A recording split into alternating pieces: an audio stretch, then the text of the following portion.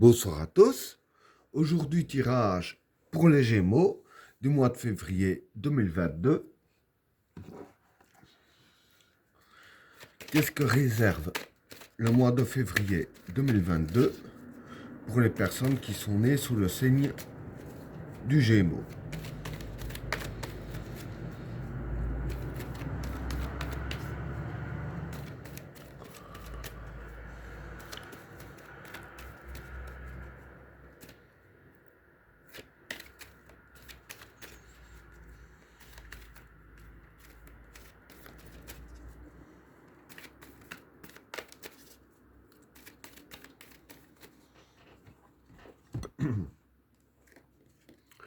Vénus,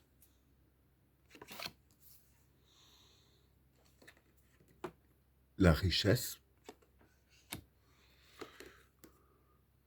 le silence,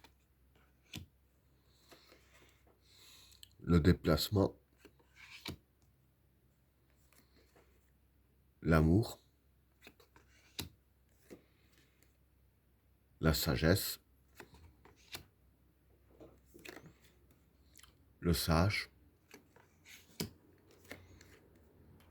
la clé, le changement, le juge, la transition, le maître, Delta, la renaissance et le saut. Bon, pour les trois premières cartes, Vénus, la richesse et le silence. Bon, pour ces trois cartes-là, Vénus, ça représente le savoir, hein. La richesse, ça représente l'argent. Et le silence, ça représente la discrétion. Donc voilà. Ce que je peux dire pour ces trois cartes-là, en fait, hein, c'est que dans le domaine financier, pour le mois de février, en fait, vous allez savoir comment bien gérer et manipuler vos finances afin de ne pas vous planter. Ici, avec la carte du silence ici, dire que c'est les cartes qui disent bien de garder ça pour vous et de ne pas aller le chanter sur tous les toits, hein. Donc voilà pour le premier tas. Pour le deuxième tas, le déplacement, l'amour et la sagesse. Bon, pour ces trois cartes-là, le déplacement, c'est la force et le courage, hein.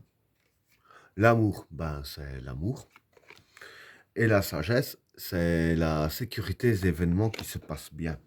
Donc voilà, ici je vais dire que dans le domaine de l'amour, hein, donc que ce soit amour de couple ou amour familial, les événements vont bien se passer et vous serez en sécurité, hein.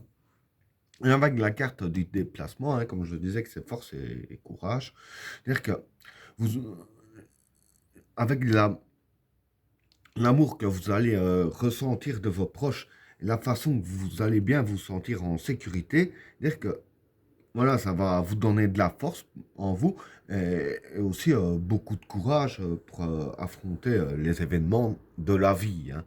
Donc voilà pour le deuxième tas. Alors, pour le troisième tas, le sage, la clé et le changement. Bon, pour ces trois cartes-là, le sage, c'est la réflexion, hein. La clé, bah, c'est la clé qui déverrouille les portes, hein, les situations. Et le changement, bah, le changement, c'est le changement. Donc voilà. Pardon. Et c'est ce qui va se passer. Bon, il va y avoir un changement. Et dans le changement ici, les cartes ici vous conseillent d'agir comme un sage, hein, avec les bonnes réflexions, etc. ici.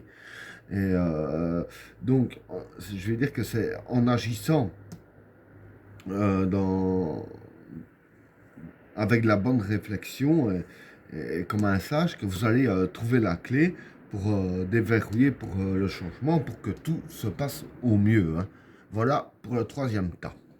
Alors, pour le quatrième tas, le juge, la transition et le maître.